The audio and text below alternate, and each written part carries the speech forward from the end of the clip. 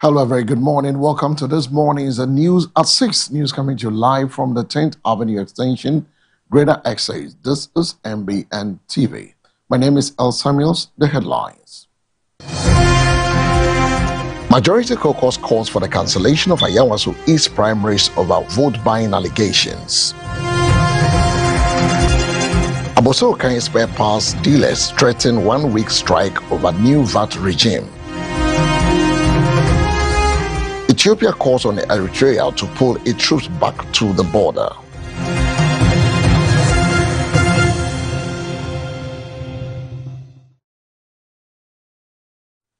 And this and many more other stories coming up. The news is also live on all our social media handle on MBN 360, Facebook, YouTube, and X. Details of the story. The majority caucus of the National Democratic Congress, NDC, in Parliament has called for immediate cancellation of the party's recent parliamentary primaries in Ayawaso East constituency, following allegations of widespread vote buying and inducements. In a statement dated February 8, 2026, and signed by the majority leader and the leader of government business, Mama Ayariga, the caucus said it has become aware of its widely circulated allegations of vote buying in the just-ended primaries. According to the majority caucus, the allegations undermine the credibility of the party's internal democratic processes and runs contrary to its commitment to ethical political conduct. The group said it decided, after extensive deliberation among its core and extended leadership, as part of its recommendation, the caucus called on the party's functional executive committee to annul the Ayawaso East primaries and organize a fresh contest. It also proposed strict sanctions for candidates found culpable. The probe follows widespread controversy surrounding the primaries after reports emerged that Mohammed Baba Jamal Ahmed allegedly distributed items including 32-inch television sets and boiled eggs to delegates during the voting process. The majority leader in Parliament and the leader of government businesses, Muhammad Ayariga, has withdrawn from the National Democratic Congress, the NDC, investigative committee probing alleged vote buying in the party's Ayawaso East parliamentary primaries, citing the firm position taken by the majority caucus in Parliament.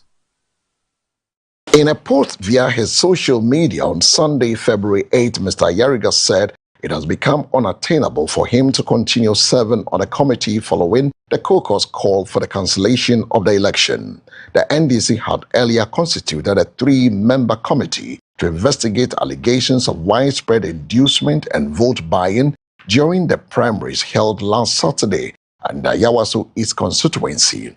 The committee is chaired by a veteran politician and a former minister, Kofi Totobi Kwachi, with a member of parliament for Boko Central, Mama Ayariga, and lawyer Emefa Fuga serving as members. In a statement signed by the General Secretary, Fifi Filavi Kwete, on Saturday, February 7, the party said the committee has until Tuesday, February 10, 2028 to submit its findings. The NDC internal investigation also comes amid broader scrutiny of the party primaries, with the Office of the Special Prosecutor, OSP, separately probing allegations of vote buying involving both the MPP presidential primaries and the NDC Ayawaso East parliamentary primaries. Away from political stories, 2 men have been arrested at the Osu Cemetery for illegally digging grave following intensified effort by the Korle Klottey Municipal Assembly to curb the unlawful exemption and also unauthorized sale of burial space. Honorable George Abeku Anan, Assembly member for the Kinka Way electoral area, who collaborated with the security forces, confirmed the arrest. The suspects, identified as Eric Annan, Joseph Donko, were apprehended in the early hours of Friday, 6 February, during a joint operation involving the cemetery, sexton, and officers of the security task force. They have since been handed over to the Osu police in the further investigations and possible prosecution under the law. The Korle Klottey Municipal Assembly reiterated its zero tolerance on unlawful activities at the public cemeteries. We will ensure that all legal and unethical practices are brought to an end, the Assembly member stated. emphasizing its commitment to safeguarding the dignity of the deceased and the integrity of the burial grounds.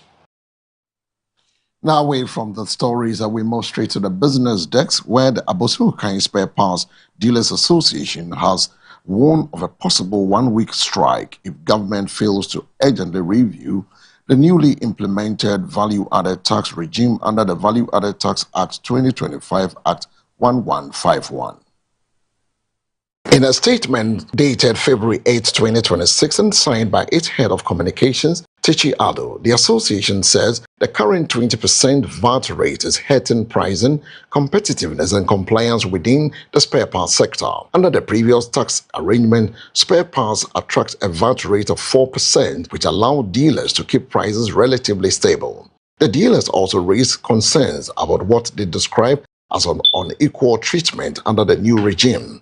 Businesses with annual turnover above 750,000 Ghana cedis are required to register for VAT and charge 20% at the point of sale, while smaller operators can sell at a lower prices despite sourcing from the same importers. Whilst expressing support for government efforts to widen the tax net and improve revenue mobilization, the group also proposed alternative measures to ease the burden on the sector.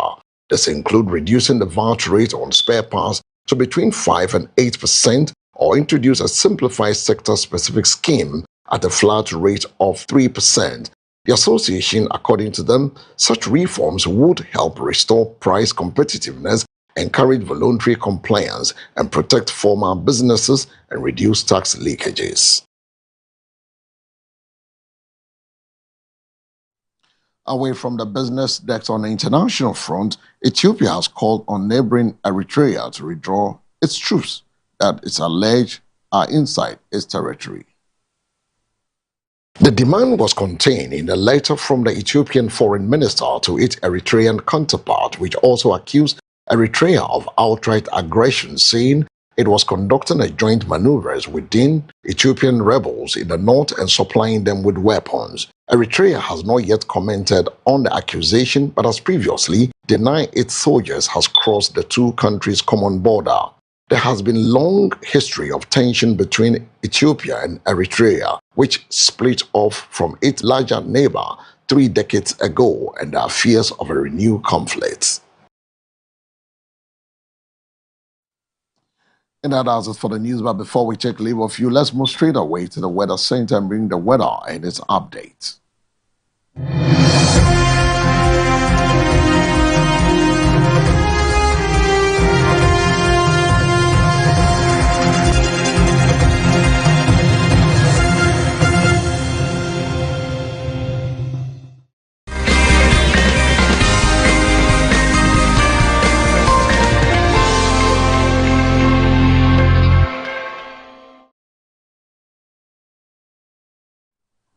And now it's time for us to look at the weather in the next 24 hours. Impactful weather brought to you in association with the Ghana Meteorological Agency from the MBN Center.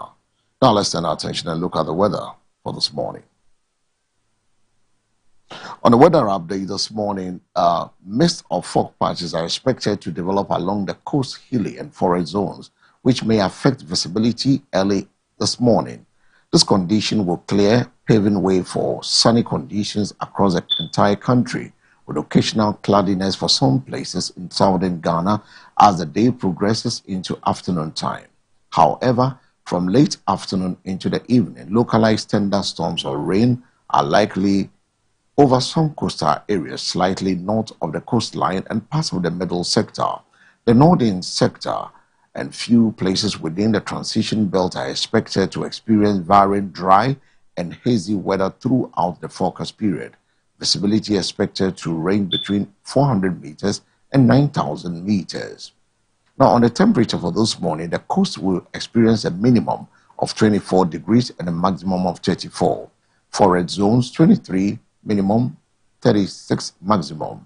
Transition, 21 minimum, maximum 37. Northern, 22 degrees Celsius minimum and a maximum of 39 degrees Celsius. Relatively cold night and early morning temperatures are expected over the northern sector. That does it for this morning's weather update brought to you in association with the Ghana Meteorological Agency from the MBN Weather Center. The news.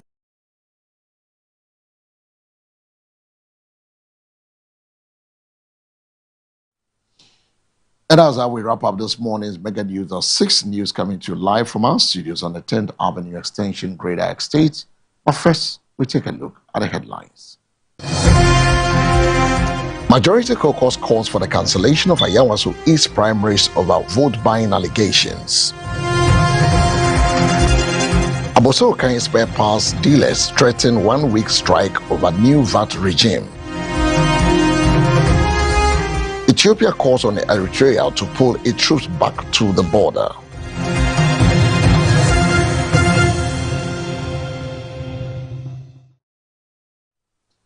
As it has it for this morning. For more news, log on to MBN 360. My name is El Samuels. Up next is the sports update. Don't go away. Stay with us.